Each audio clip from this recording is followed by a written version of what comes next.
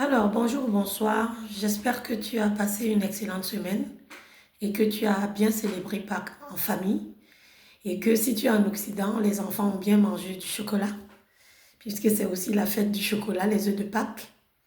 Et que si tu es dans nos pays d'Afrique là-bas, vous avez bien festoyé, il y a eu des baptêmes et tout. Que Dieu soit loué. Je voudrais dédier cette vidéo à un de mes frères cadets que le Seigneur a rappelé à lui du côté des États-Unis. Il a appelé certains de mes frères et sœurs il y a quelques jours et quelques heures plus tard, je dirais même 1 ou 2 heures plus tard, on nous a appris qu'il était tombé chez lui. Les secours ont été appelés par la fille et il a été transporté d'urgence à l'hôpital. Et quelques jours plus tard, donc ça se passe un samedi et vendredi, il a été débranché. Donc actuellement, il se trouve à la morgue. Il est parti comme ça de manière, comment dire, comment je peux le dire, de manière subite, de manière brutale. Et une fois de plus, ceci devrait nous servir de leçon. Nous ne connaissons ni l'heure ni l'endroit. C'est pour ça qu'il est de plus en plus important aujourd'hui pour nous qui annonçons l'évangile, le salut en Jésus, de propager ce message chaque fois que nous en avons l'occasion. Parce que tout homme debout n'est qu'un souffle. Ceci dit, la bonne nouvelle dans tout ça, c'est qu'il y a notre Seigneur Jésus dont nous célébrons la résurrection d'entre les morts aujourd'hui. Jésus-Christ est mort à la croix tel qu'il était prévu par la Bible. Il est descendu, il a été enterré, il a été mis au tombeau parce que bon, c'était des tombeaux, c'était pas vraiment l'enterrement dans leur coutume là-bas à l'époque. Il a été mis dans un tombeau et 3 jours, au troisième jour, la pierre a été roulée et il n'y était plus. Donc, comme prévu, notre Dieu, notre Seigneur Jésus-Christ est sorti du tombeau avant le temps, puisqu'il y a ses disciples qui sont allés regarder, les femmes sont allées là-bas pour continuer les, comment dire, l'embaumement, si je peux appeler ça comme ça, avec des aromates, mais elles ont trouvé le tombeau vide. Donc nous allons un peu lire cette histoire merveilleuse, l'histoire de la résurrection, dans le livre de Luc, au chapitre 24. On va lire. Le premier jour de la semaine, elles se rendirent au sépulcre de grand matin, portant les aromates qu'elles avaient préparés. Elles trouvèrent que la pierre avait été roulée de devant le sépulcre. Et étant entrées, elles ne trouvèrent pas le corps du Seigneur Jésus. Comme elles ne savaient que penser de cela, voici 2 hommes leur apparurent en habits resplendissants. C'étaient des anges. Dans une autre version, on parle des anges. Donc 2 hommes leur apparurent en habits resplendissants. Saisies de frayeur, elles baissèrent le visage contre terre. Mais ils leur dirent, pourquoi cherchez-vous parmi les morts celui qui est vivant? Alléluia. Pourquoi cherchez-vous parmi les morts celui qui est vivant? Notre Seigneur est vivant. Notre Seigneur, tel qu'il l'avait dit à ses disciples, il avait dit qu'il allait mourir et que le troisième jour, il ressusciterait. Et c'est ce qui s'est passé. Pourquoi cherchez-vous parmi les morts celui qui est vivant? Il n'est point ici, mais il est ressuscité. Souvenez-vous de quelle manière il vous a parlé lorsqu'il était encore en Galilée et qu'il disait, il faut que le Fils de l'homme soit livré entre les mains des pécheurs, qu'il soit crucifié et qu'il ressuscite le troisième jour. Et elles se ressouvinrent des paroles de Jésus. Alléluia. Tout ce que Jésus a dit, c'est accompli. Il avait dit à ses disciples qu'il serait crucifié et que le troisième jour, il ressusciterait. Et c'est ce qui s'est passé. La résurrection de notre Seigneur, c'est quoi? La résurrection de notre Seigneur signifie en quelque sorte que nous avons la vie éternelle si nous nous attachons, si nous nous accrochons à lui, si nous croyons en cette résurrection. Parce qu'il y a des gens qui disent « Oh, c'est pas vrai » et tout. Mais nous, nous y croyons. Nous croyons en la parole de Dieu. Et le point de départ de cette résurrection-là, pour qu'il y ait résurrection, il faut d'abord qu'il y ait mort. Il a été crucifié. Il fallait qu'il soit crucifié. Pourquoi? Parce qu'il devait payer le prix que nous devrions payer à cause de notre péché. Nous avons péché au jardin d'Éden, nous avons été condamnés par Dieu. Il a dit, puisque vous avez désobéi, puisque vous avez péché, vous mourrez. Vous mourrez. Et quand il parlait de mort, la mort, telle que je l'ai dit dans une vidéo précédente, la mort concernait notre chair, notre enveloppe, mais également notre esprit et notre âme. Donc nous devrions normalement, d'après la sentence qui avait été prononcée à notre endroit, nous devrions normalement passer notre éternité avec le diable.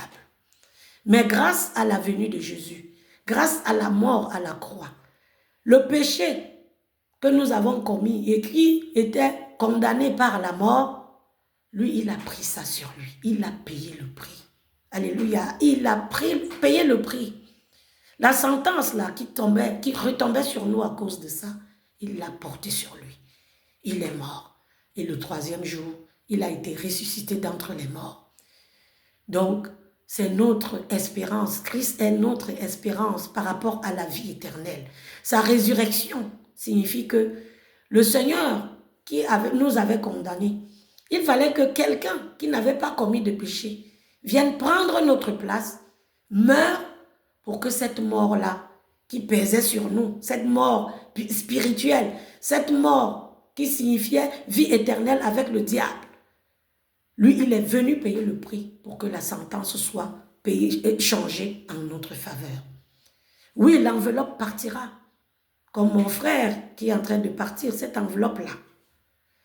Mais il y a une vie après la séparation de notre âme, par rapport à la séparation de notre âme avec l'enveloppe. Donc notre âme vivra éternellement avec Dieu, selon le choix qu'on aura fait ici-bas.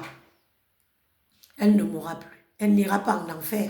Parce qu'en fait, la mort de l'âme, là, signifie en quelque sorte vivre éternellement en enfer avec le diable.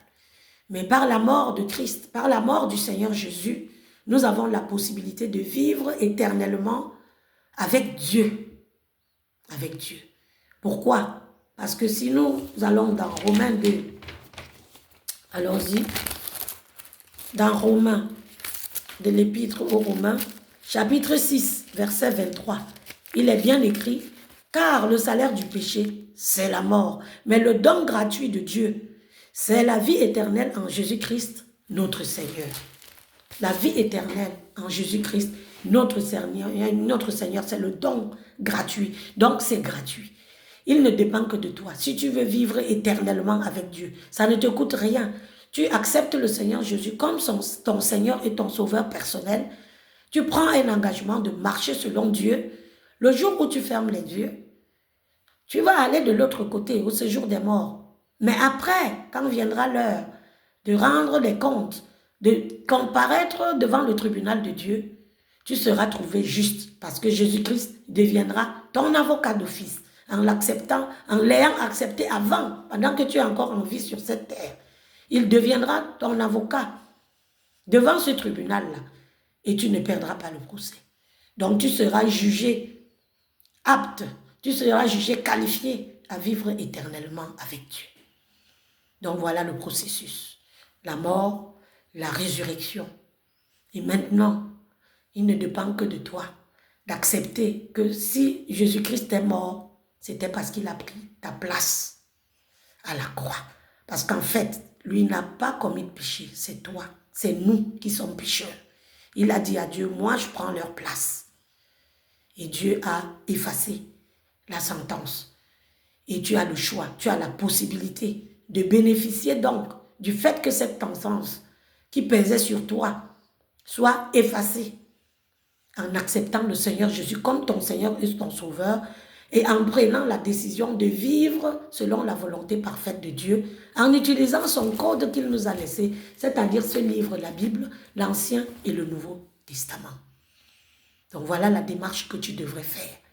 Si la résurrection de Jésus a un sens pour toi, si tu considères que ce n'est pas seulement un jour férié, que ce n'est pas seulement un jour où on se réjouit, on mange, on fait des festins, les enfants vont ramasser les œufs, on mange du chocolat. Si tu considères que véritablement Christ est mort, il a fait 2 jours dans le tombeau. Au 3e jour, quand on est venu vérifier s'il était encore là, la pierre était roulée et il n'y était plus. Il n'y était plus. Car conformément à ce qu'il avait dit, il était ressuscité. Il est sorti d'entre des morts et il était bien vivant, puisque les apôtres, les disciples l'ont vu et l'ont touché. Il y en a même un, Thomas, qui doutait. Finalement, Jésus a réussi. Jésus lui a dit de venir toucher les trous qui étaient sur ses mains. Donc, si tu crois en la Bible, tu crois que la Bible est vraie, la résurrection, ça signifie qu'il y a de l'espoir. Après cette vie-ci, il y a une vie de l'autre côté, une vie éternelle dans la présence de Dieu. Si tu choisis de vivre éternellement avec lui et tu entres dans le processus qu'il a prévu, c'est-à-dire tu confesses Jésus-Christ comme ton Seigneur et ton Sauveur, tu demandes pardon, tu te repens, tu divorces d'avec le diable en quelque sorte et tu décides de marcher désormais conformément à sa parole qui correspond à sa volonté et qui se trouve dans cette Bible. Donc voilà, ce jour est un jour où nous devons nous réjouir parce que tel qu'il l'avait dit, Christ est véritablement ressuscité. Il est ressuscité et quand il est ressuscité, quelques jours plus tard, il a été enlevé, il est rentré d'où il venait, où il est allé nous préparer une place. Il l'a bien dit, il a dit aux disciples, il est mieux que je parte. Je vais aller vous préparer une place dans la maison de mon Père. Donc en tant que chrétien, chacun de nous espère, chacun de nous se bat pour que dans cette maison dont il parle, qu'il y ait une chambre pour lui. Et si toi aussi, tu aimerais bien avoir une chambre dans cette grande demeure, tu peux ce soir décider d'entrer dans la démarche, c'est-à-dire d'accepter le Seigneur Jésus comme ton Seigneur et ton Sauveur personnel et d'entrer dans le train de Jésus. Donc voilà, tu en as le choix. Pour que le jour où s'il tarde à venir, parce qu'il reviendra, selon la parole de Dieu, s'il tarde à venir et que toi tu sois obligé de partir de ce monde, parce qu'il y a des gens qui ne partiront pas, le Seigneur viendra les trouver vivants. Mais si tu fais partie de ceux-là qui partiront avant, je te conseille d'entrer dans la démarche dont je viens de parler, que je viens de décrire, de l'accepter et de changer de vie, de te repentir et de vivre désormais conformément à sa volonté. Parce que personne ne connaît ni l'heure, ni l'endroit. Il dit, si tu entends ma voix, si tu ouvres la porte, j'entrerai et je soupirai avec toi. C'est cette voix que tu entends pendant que tu es en train d'écouter ce message. Donc ne tarde pas. Ouvre la porte pour que Jésus entre et soupe et passe du temps avec toi. Si tu es intéressé, tu peux fermer les yeux et faire cette prière et répéter après moi. Seigneur Jésus, j'ai entendu le message et je te dis merci de m'avoir offert cette opportunité d'entendre ta voix ce soir. Je te demande pardon pour tout ce que j'ai fait, tout ce que j'ai dit, tout ce à quoi j'ai pensé, d'une manière consciente ou inconsciente, spirituelle ou charnelle, qui n'a pas glorifié ton nom. Pardonne-moi, Seigneur. Pardonne. Ce soir, je décide d'entrer en nouveauté de vie avec toi. Je t'accepte comme mon Seigneur et mon Sauveur personnel désormais. Quant à toi, Satan, je n'ai plus rien à faire avec toi. Je t'ordonne de sortir définitivement de ma vie au nom de Jésus. Désormais, je marche avec le Seigneur Jésus. Au nom de Jésus, j'ai prié. Amen. Si tu as fait cette prière, tu peux désormais commencer par la lecture de la parole de Dieu, par le Nouveau Testament. Ensuite, tu passeras à l'Ancien. Ensuite, tu pries pour pour que le Seigneur te dirige vers une assemblée où tu pourras entendre la parole de Dieu, où on prêche l'évangile du salut. Parce que comme je le dis souvent, au jour d'aujourd'hui, beaucoup d'assemblées ne prêchent plus le salut. On prêche l'évangile de prospérité, il faut prospérer. Mais depuis qu'on prêche cet évangile-là, les gens prospèrent, il y a des gens qui sont tellement riches, mais un jour ils finissent par mourir. Oui. Avant que le Seigneur n'arrive, beaucoup de gens vont mourir. Je sais qu'aujourd'hui, l'être humain fait des prouesses. Il y a l'intelligence artificielle, les nouvelles technologies. Il y a même des gens qui essayent de rallonger la vie en se congelant. Ils vont dans la glace. Mais on n'a pas encore trouvé le médicament ou la chose qui va arrêter la mort. Elle est là. C'est elle qui montre que c'est Dieu qui est au contrôle de toutes choses. On a beau faire ci, on a beau faire ça. Quand on vient, c'est lui qui est à l'origine, hein, qui est l'auteur de notre venue. Et quand il dit que c'est terminé, tu pars. Il n'y a rien à faire. Quels que soient les milliards que tu as en banque, je ne sais même pas combien tu peux avoir, un beau jour, tu vas partir. Donc, si tu es sage, il vaut mieux aller vers Dieu, qui est l'auteur même de ton existence. Que le Seigneur te bénisse. Soyez tous bénis et je vous souhaite de passer une excellente semaine au nom de Jésus-Christ. Amen.